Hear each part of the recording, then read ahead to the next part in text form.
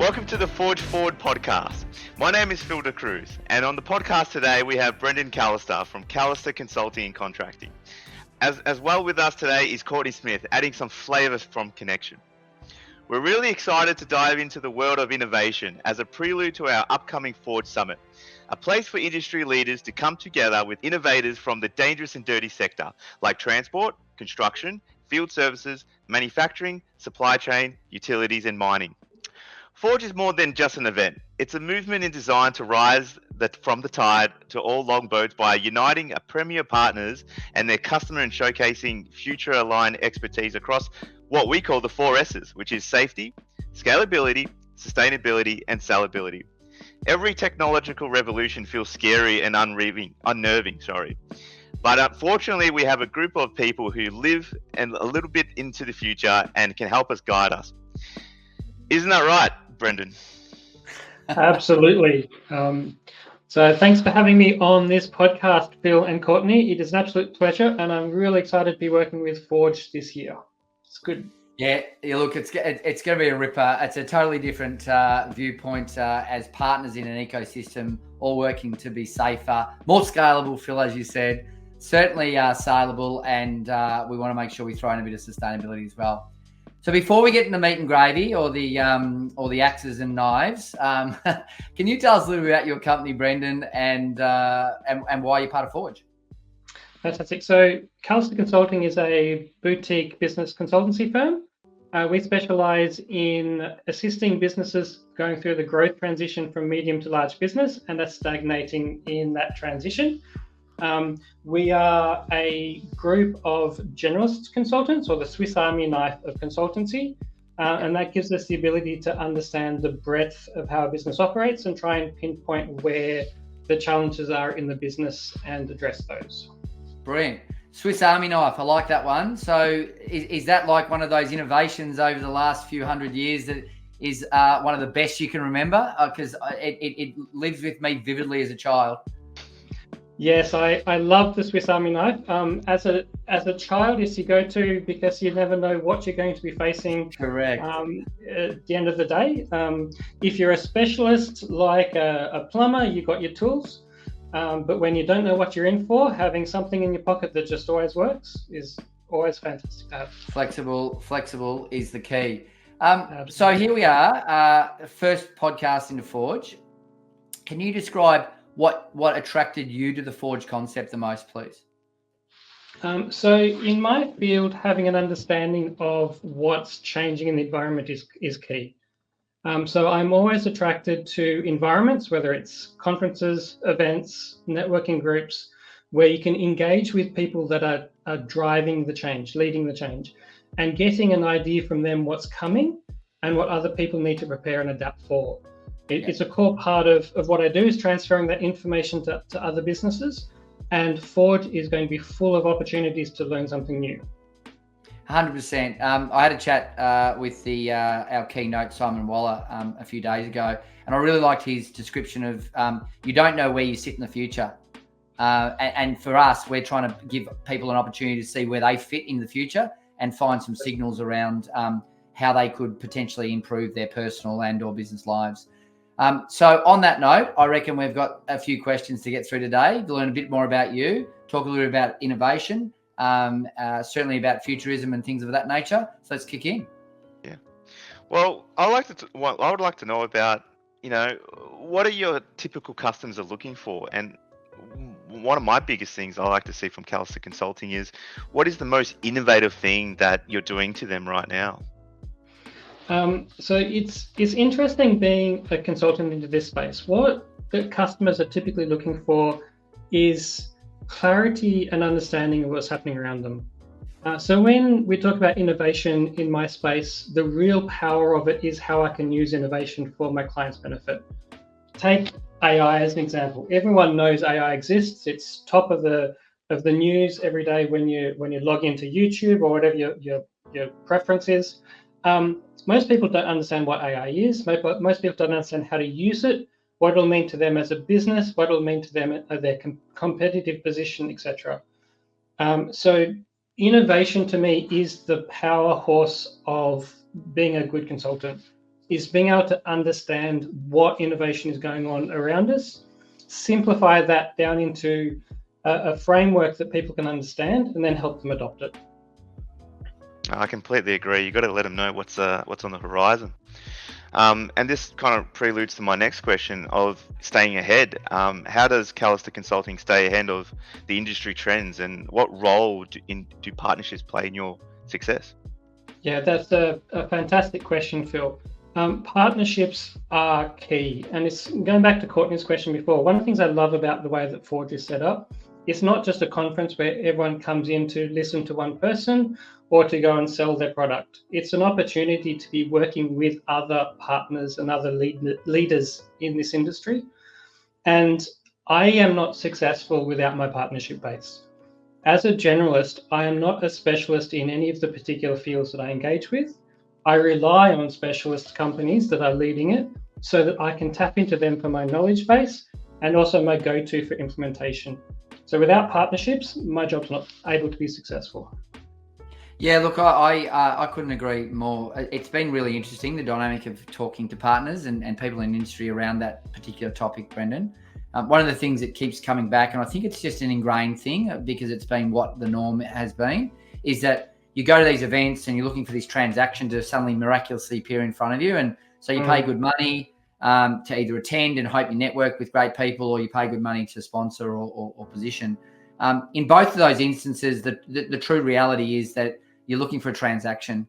And in business, the value of relationships and the value of building long-standing, trustful engagements is where your biggest funnel will ever come from, right? So for us, this is the dynamic we're trying to build out of Forge, is that concept of, the success through partnerships and connection, of which is one of the key instigators of Forge and a partner in their own right, has really seen the differences in our go-to-market strategy when we work closely with partners and bring people into our ecosystem, but we step into their ecosystem as well. And so therefore we're working together for the outcomes of our clients. And so, I couldn't agree more. And I really want to make sure that anyone that's looking at Forge doesn't get caught up in the transactional thinking, because this is going to be a few days of some fantastic relationship building with people that are really well connected in our industry and represent great opportunity to routes and marketplaces. And I know you have the same mindset, Courtney. In my line of business, and when I know things are going to be successful, is when you have a deep level of trust with the people you work with. Yep. And these opportunities to actually work alongside a partner in interacting and presenting in an environment like this is a fantastic opportunity to build that deep connection with people, whether it's company to company or person to person. So really excited about what this is going to bring. Yeah, so am I. Alrighty. So on that note, I'm going to transfer and here we go. So success is measured for you in what way? So success at the, let's call it the superficial level, is to be able to see that the businesses I'm working with, my clients, become profitable and grow. My personal success, though, is at the human level. I like to see, as a definition of success, the customer satisfaction of the business growing, the employee satisfaction of the business growing, the level of stress of the executives dropping. That, to me, is the indications of true success, because I can turn around a business and make them profitable this year, and they'll stagnate or shrink next year because you haven't actually addressed the core aspect of what I do, which is the human touch, not the financial touch or the systems. Yeah, because at the end of the day, we're beings, right? And we get caught up in the day-to-day and often forget about the that has when things aren't going in the right direction. So having people like yourself around that can add that value, look at things through different lens and apply logic and thinking is an incredible opportunity for clients. The bit that intrigues me there is, like, what would be an example of an outcome where you could say, hey, we did this and this was the outcome, and it was significant for the business owner or the line manager you're involved with. Look, I'm going to go to a recent example, and again one that you're familiar with, Courtney. The work I'm doing helping a charity, Big Brothers Big Sisters. Yep. There are not-for-profit organisations that's doing some fantastic work in the community, assisting young people with mentoring and loneliness. But like a lot of charities out there, they struggle with the core principle of business and business operation, because they're there leading with their heart, not leading with their mind, as a corporate executive would.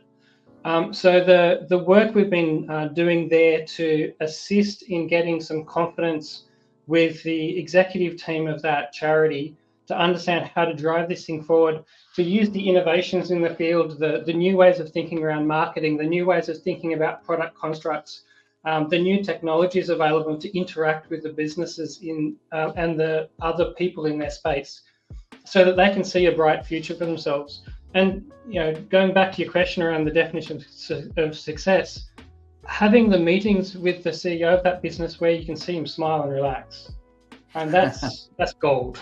It's huge, mate. And look, I love any story that includes a not-for-profit, a charity, or a cause or passion, as you know, based on my background and heritage. Yes. And one of the things that comes along with Forge is that we're going to try and connect quite an innovative organisation called the Firefly Initiative as well into Forge, because we do believe in giving back, and that's part of this whole, who is the partner I'm working with, right? Are they the sort of people that are likely to give back? And as soon as someone tells me that, I'm leaning deep, right? So yeah, really, really cool. I'd love to see you doing a podcast interview with Firefly and putting those guys on. I've got to get my colours right. We had some troubles with the colours this morning, so we'll get the colours right. I know we'll see how we go with that. All right, onto some topics aligned to the conference itself around sustainability and social responsibility. You've mentioned the social responsibility piece. Have you had any projects that come to mind, or what you're thinking around sustainability in this new world? This is a big, steep thinking that we need to all grasp with, and can change the way businesses operate wholly. Absolutely. Yeah. There's a couple of things that are dear to my heart here. I've been a long-term advocate and participate in climate change and renewables as a way of doing business. Yep. One of the core tenets of Callister Consulting is that we believe that you can do the right thing profitably. It's not an or, it's an and. As an example, our entire business and my entire life is electrified. Only electric vehicles, solar panels on the roof, everything done the correct way and done in a way where it's saving us money. I believe that can be applied universally. There are still a few small edge cases out there in industry where doing it 100% sustainably is still a marginal cost.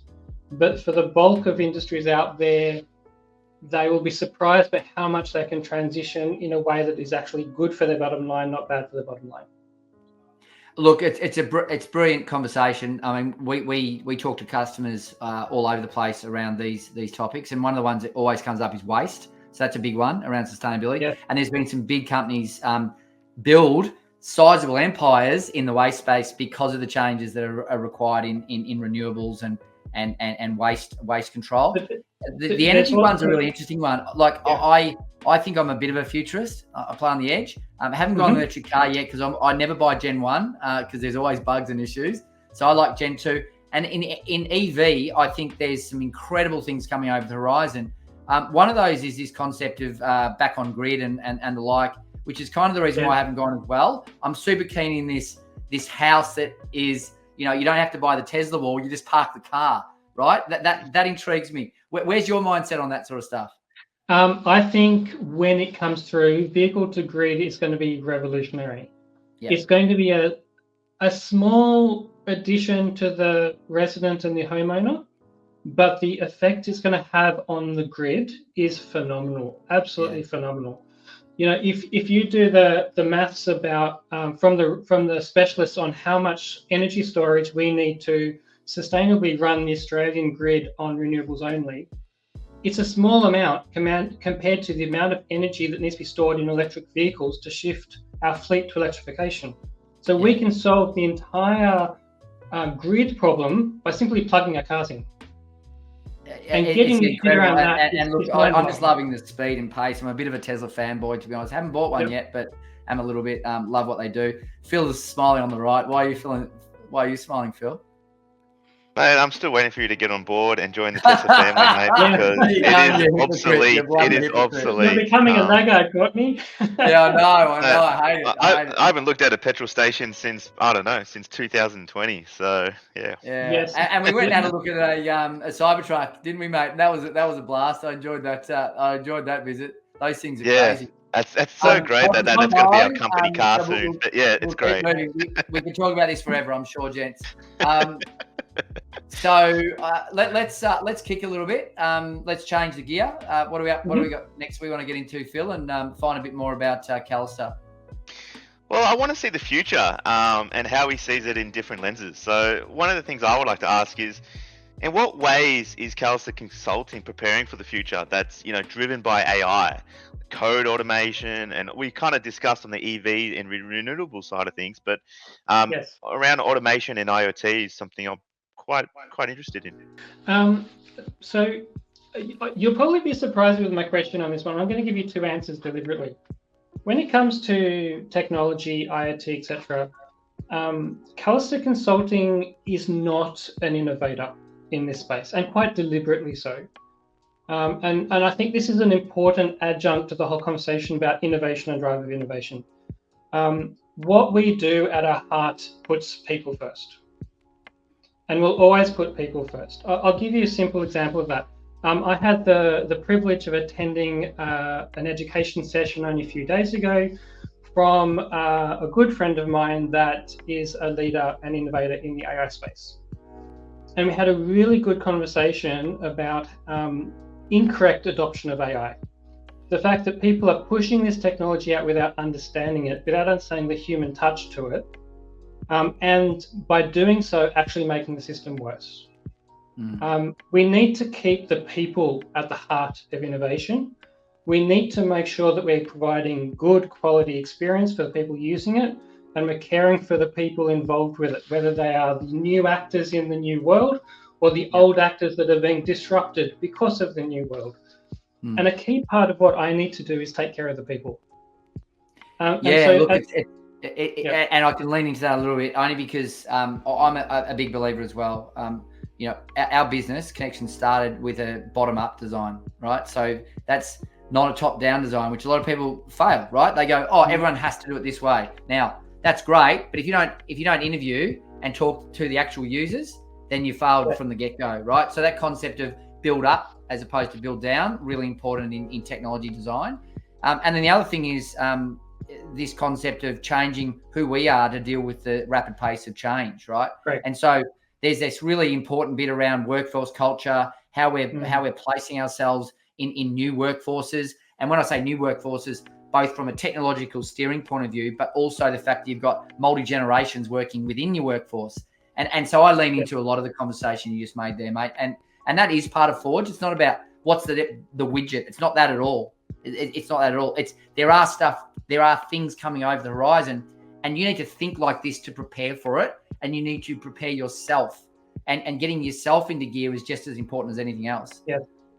So you can use high-powered AI and automation to automate a bad customer experience and make people leave you faster. I love it. You just need to be really careful with the technology and just make sure we're doing it with thought and not just adopting it because it's a fad or if someone else tells you it's the right thing to do.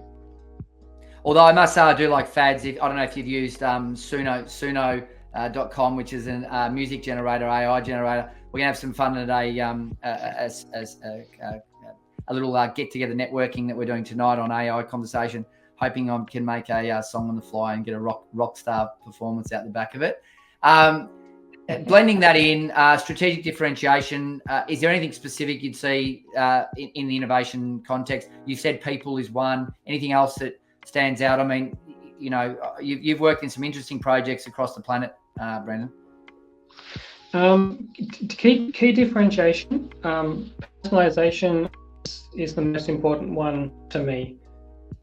It's the thing that differentiates us from large consulting, that we have the ability to engage at a very personal, intimate level with the business, properly understand the needs of that business and the needs of the people involved. I love the topic of innovation. Innovation to me is one of the core tools. At the end of the day, my core specialization and differentiation is that I will listen to the needs of the business and give you the right answer. And sometimes that is innovation, and sometimes it's the simple old school stuff and doing the old school stuff correctly. And my lights have just gone off. Oh wow, power! It's all happening at once. That must be the solar on the roof failing, mate. So the interesting thing is, and something I've been doing as I've matured in my career is this concept of employee and customer journey maps, and thinking about about a lot of those sorts of things. And I know that leans into where you sit in your logics. I've had the good pleasure of doing some work with you. How do you see yourself fitting into the customer journey map, and what sort of innovations are you seeing or have you seen that just enhance tweaks of that storyline? I'll give you a case in point. We now use online large canvases to bulk out workflow diagrams collaboratively between our teams, and we've put people in our business to actually look at the start to end of a customer journey map on this 360-degree cycle and make sure our inputs and our outputs are marrying to what our customers expect through that journey cycle. So I'd love to hear a little bit about what you think about that thought process and where you've applied that in your business potentially. Yeah, it's a great example, Courtney, and I like that as one of the examples. The customer mapping is integral to what we're talking about before around pairing the human with the technology. The ability to simply visualize the different touch points of how the different humans, whether it's the staff, the management, the customers, are interacting with other humans or other systems, and then asking the question for each of those: what's the right way of doing it? What's the optimal way of doing it? And it goes back to this implementation of technology with a sense of quality rather than just doing it because it's cheap. There are fantastic ways now that we can use technology to make the interactions faster, more accurate, more efficient. That is a win-win for both the recipient, the customers, and the bottom line of the business. I'm really excited about what some of the new AI robots coming through will to do in basic customer care and customer interaction, to be able to change the whole concept of what the user to system interface actually means, away from keyboards and screens to actual human style conversation. Look, that's a great segue, and we're crossing a couple of things that came to our mind. We want to get it out today, so we'll continue on. And I think it links into signals. If I could align your last comments around robotics and automation, which is, I think, it's going to be a multi-trillion-dollar industry. This is probably one of the biggest industries coming forward. Yeah, I mean, robotics has been around forever. We'll say that. The advent of AI and the alignment and over the top of large language models and things like this is changing the dynamic of the interface to the robot. We'll call it. Everyone's, the old iRobot, the world's going to get taken over by the machines, so to speak. Leads me into a really interesting statement I read from a gentleman who does a lot of statistical review around this, called Cern Basher online. And Cern's an interesting guy because he looks at the depths of the opportunity, right, and the risks. So he does both sides. And he said in robot automation, they can put 1 billion robots into market before it impacts any human jobs. Not surprised. Now, see, we would all generally go, they're going to just take our jobs, right? There will be some that will, but we've got safety concerns, productivity concerns on dangerous manufacturing flows. All of these different jobs that appear in the marketplace that we all go, geez, is it really right to have a human in that role? Yeah. You know what I mean? Like there's, as he said, a billion jobs. So there's a really simple analogy that's worth going back to. If we were having this conversation 200 years ago, in the heart of the Industrial Revolution, everyone would be saying exactly the same thing with exact same fears about these big machines stealing all our jobs. Yeah. Didn't happen. No. Now, we are going through the second phase of industrial revolution. The first revolution was physical and mechanical. The second revolution we're going through now is logical and intellectual. We're not going to lose our jobs. We're going to move to a higher plane of jobs that's more engaging, more valuable, more rewarding, because we can do the stuff we enjoy and leave the remedial, menial tasks to the automated environment. In the same way that nowadays we don't like the idea of getting pieces of steel and welding them together, we leave that to a machine to do. Yeah. Now, it's an interesting one in the segments of market we play in, Brendan, because they're very physical businesses. You know what I mean? But the truth is, we know that large agriculture, $2 million agricultural equipment can effectively work a farm under close prox GPS, right? So lights off, no human this has already started, right? So the truth is, it's not like this is new, but it feels super confronting, and that's a human bit, right? So super confronting. Please extend. I'll talk about this stuff for a fair bit, just so we can talk about this for hours easily. The key thing I want to get across here, and it flows back to the conversation we were having before about the human touch. The core difference between the first industrial revolution and this one is the change. Yep. So when we went through the industrial revolution and we lost all those human labor jobs, we had 1 to 2 generations of time to build the new jobs, to train the new people, to allow the environment of the human interaction to evolve into the new set of skills and the new set of workforce requirements. In the transition we're going through this time around, we are moving so fast that we need to have a lot of care and respect for the people that are going to be losing their jobs to automation and helping them transition to the new jobs that they want to have and will have in 10 years' time. Yep. If we get that right, I 100% agree that there are a lot of jobs in the industry out there that we do not want humans involved in, and most humans do not want to have. Let's give them to automation. But there are currently people in those jobs, and if we can help them move to a better, more rewarding job in 10 years' time, everybody wins. If we don't care for that transition, then we leave people behind, people get disgruntled, and we get a bad reputation and a bad stigma around the change, which isn't needed and isn't valued. Agree wholeheartedly.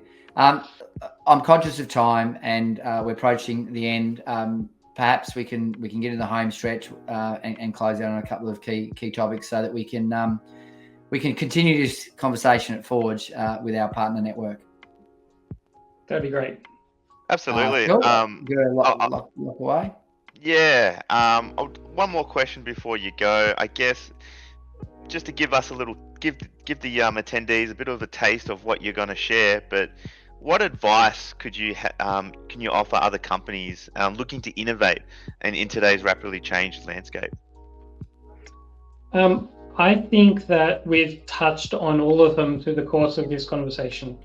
Yeah, I agree. Keep your eyes and ears open to the signals out there, because there is a lot of change that someone else is already driving, and you can, if you are aware of those signals and can tap into them within your network and the relationships and the partnerships you have, you can learn through observation, learn through trial by error in a space that's safe, and then adopt.